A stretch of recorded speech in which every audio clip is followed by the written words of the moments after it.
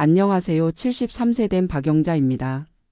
며칠 전에 우리 아들이 결혼식을 올렸어요. 결혼식 끝나고 집에 와서 아들한테 하나 전해줄 게 있다고 했죠. 서랍에서 통장 하나를 꺼내서 아들 앞에 내밀었어요. 엄마, 이게 뭐예요? 아들이 통장을 펼쳐보더니 깜짝 놀라는 거예요. 잔액이 3,600만 원이나 되어 있었거든요. 얘야, 이건 내가 그동안 엄마한테 준 용돈이야. 아들이 멍하니 저를 쳐다보더니 눈물을 뚝뚝 흘리기 시작했어요. 엄마, 왜 이걸 모으셨어요? 쓰시라고 드린 건데. 그때서야 저도 그동안 숨겨왔던 이야기를 털어놓을 수 있었어요. 우리 아들이 군대 갔다 온 게 22년 전이었어요. 그때 제 나이가 51세였죠. 첫 직장을 구해서 월급을 받기 시작하면서 매달 용돈을 갖다 주기 시작했어요. 처음엔 10만 원이었는데 그것도 얼마나 고마웠는지 몰라요. 그런데 그 용돈을 한 번도 써본 적이 없었어요. 왜냐하면 시어머니가 돌아가시면서 하신 말씀이 있었거든요. 며느리가 받은 것은 고스란히 자식에게 돌려줘야 한다. 그 말씀이 제 가슴 깊이 새겨져서 아들 용돈을 쓸 수가 없었어요. 저희 집안 형편이 그리 넉넉하지 않았어요. 남편은 택시기사였고 저는 봉제 공장에서 일했어요. 1994년 그 시절에 남편이 월 140만 원 정도 벌어오고 저는 60만 원 정도 받았죠. 부부가 합쳐서 한 달에 200만 원 정도 벌었는데 생활하기에 빠듯했어요. 그런데 1997년에 IMF가 터지면서 더 힘들어졌어요. 남편 택시 수입은 절반으로 줄고 공장에서는 임금이 체불되기 시작했어요. 한 달에 120만 원도 못 벌 때가 많았죠. 그래도 아들이 주는 용돈만큼은 절대 건드리지 않았어요. 아들이 대학 다닐 때도 용돈을 계속 줬어요. 엄마, 제가 아르바이트해서 번 돈이에요. 쓰세요. 그런데 어떻게 써요? 자식이 고생해서 번 돈을 부모가 쓸 수 있겠어요? 은행에 가서 아들 이름으로 통장을 만들었어요.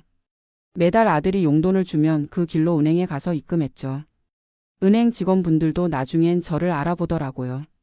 어머니 또 입금하러 오셨네요. 응, 우리 아들 용돈 모으는 거야. 처음 몇 년은 10만 원씩 모았어요. 그러다가 아들이 취업하고 나서는 20만 원으로 늘려줬어요. 엄마, 이제 직장인이 됐으니까 용돈 더 드릴게요. 고마워서 눈물이 났지만 여전히 한 푼도 쓰지 않았어요. 아들이 결혼 준비를 하면서 용돈을 30만 원으로 늘려줬어요. 엄마 혼자 계시니까 맛있는 것도 드시고 편하게 지내세요. 그런데 어떻게 쓸 수 있겠어요?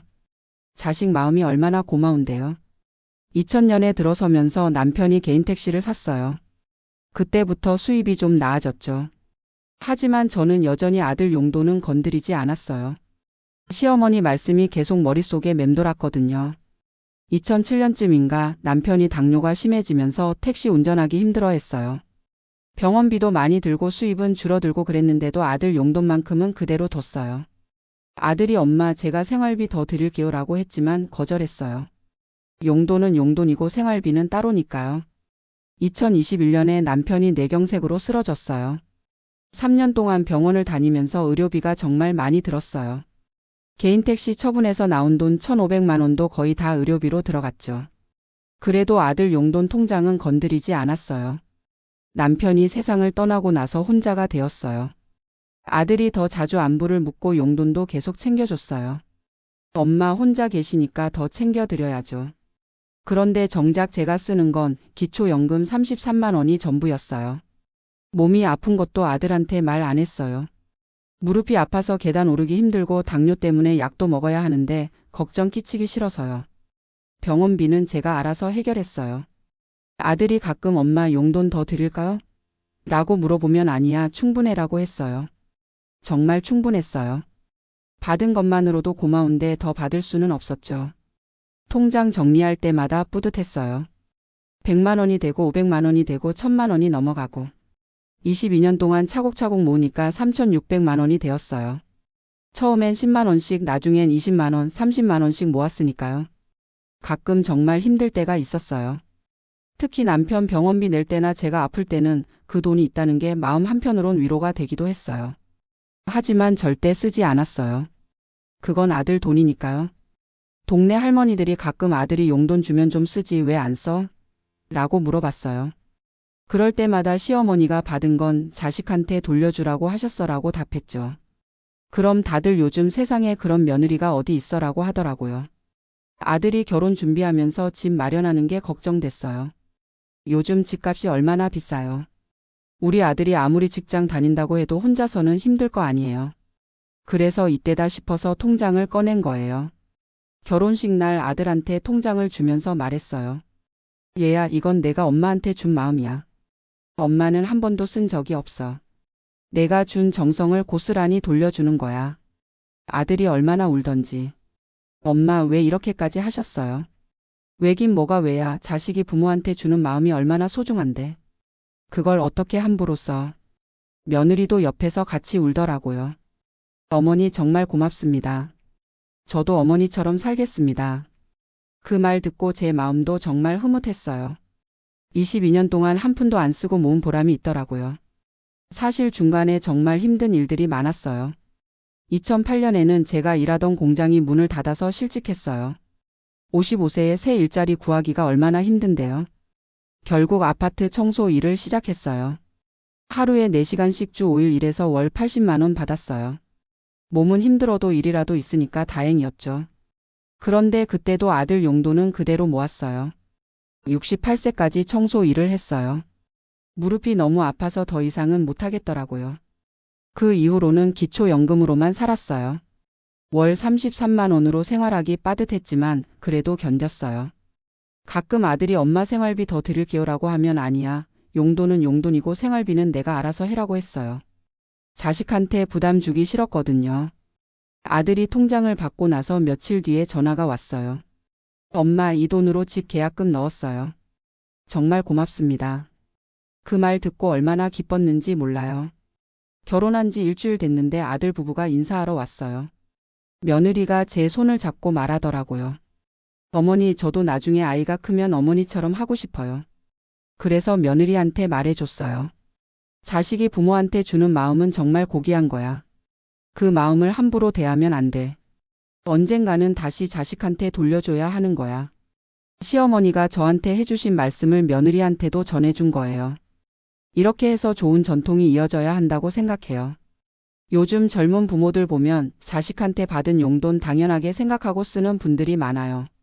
물론 생활이 어려우면 쓸 수도 있겠죠. 하지만 여유가 있다면 모아뒀다가 자식한테 돌려주는 게 맞다고 생각해요. 제가 22년 동안 3,600만 원을 모을 수 있었던 건 시어머니 말씀 때문이에요. 며느리가 받은 것은 고스란히 자식에게 돌려줘야 한다. 그 말씀이 제 인생의 지침이 되었어요. 중간에 정말 힘든 순간들이 많았어요. IMF 때는 생활비가 부족해서 그 돈을 써야 하나 고민도 했어요. 남편 병원비 낼 때도 마찬가지였고요. 하지만 그때마다 시어머니 말씀을 떠올렸어요. 이건 내 돈이 아니야, 아들 돈이야. 그렇게 생각하니까 절대 손댈 수 없었어요. 오히려 더 열심히 일했죠. 아르바이트도 하고 야간 청소도 하고. 그렇게 22년을 버텼어요. 지금 생각해보니까 정말 잘한 것 같아요. 아들이 그 돈으로 집도 마련하고 결혼도 잘했으니까요.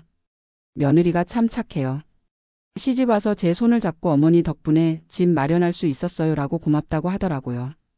그런 며느리를 둔 것도 복이에요. 요즘 아들이 전화를 더 자주 해요. 용돈도 계속 주려고 하는데 이제는 받기가 좀 미안해요. 아들아, 이제 내가 쓸 돈이 더 많을 때야라고 해도 엄마 용돈은 따로 해요라고 하네요. 그래서 이제는 받긴 받는데 손자 손녀 생기면 그 아이들 적금을 넣어주려고 해요.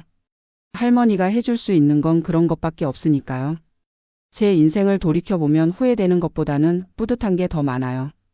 남편하고 둘이 열심히 살았고 아들도 잘 키웠고 며느리도 좋은 사람을 만났어요. 무엇보다 시어머니 말씀을 지킬 수 있어서 마음이 편해요. 요즘 젊은 세대들한테 하고 싶은 말이 있어요. 부모님께 용돈 드릴 때 무조건 쓰세요라고 하지 마세요. 부모 마음은 자식을 위하는 게 당연한 거예요. 받은 만큼 다시 돌려주고 싶은 마음이 부모 마음이에요. 그리고 며느리들한테도 말하고 싶어요. 시어머니가 해주는 말씀들, 특히 자식 사랑에 관한 이야기들은 귀담아 들으세요.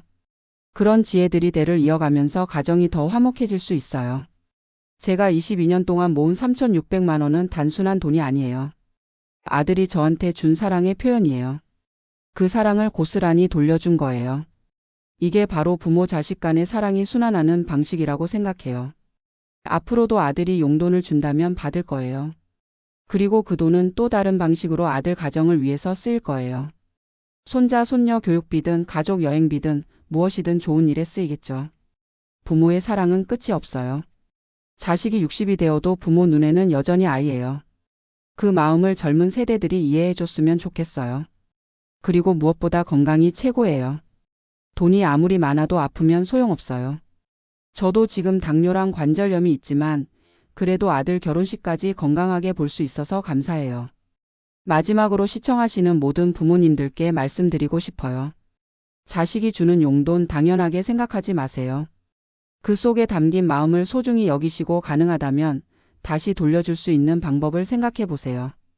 그게 진정한 부모의 사랑이라고 생각합니다. 우리 아들이 이제 새 가정을 꾸렸으니까 저도 마음이 한결 가벼워졌어요. 22년 동안 지켜온 약속을 지켰다는 뿌듯함도 있고요.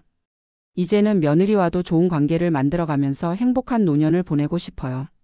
부모 자식 간의 사랑은 이런 거예요. 주고받는 게 아니라 서로를 위하는 마음이에요. 그 마음이 대를 이어가면서 가족의 사랑도 더 깊어지는 거라고 생각합니다.